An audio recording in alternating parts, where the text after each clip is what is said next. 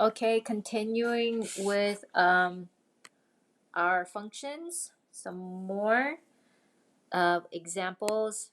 Let's say f of x equals 15 minus x minus 3x. However, this time we want to find all the real values of x such that f of x equals 0. So real values and f of x equals 0. Well, that is not too bad. All we have to do is just take our function, set it equal to 0, and solve for x. So subtract 15. Negative 3x equals negative 15. Divide by negative 3.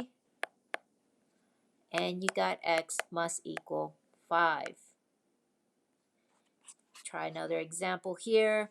F of x equals 3x minus 4 divided by 5. We needed to set it equal to 0. Right? So we'll just set this equal to 0. 3x minus 4 equals 5 equals 0.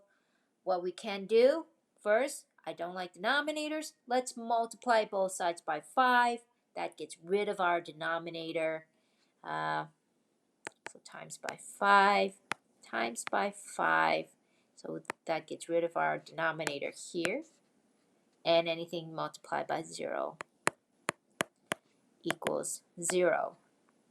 Now just simply solve. Add 4, add 4. 3x must equal 4. X then must equal, divide both sides by 3, right? Let me erase this bottom here.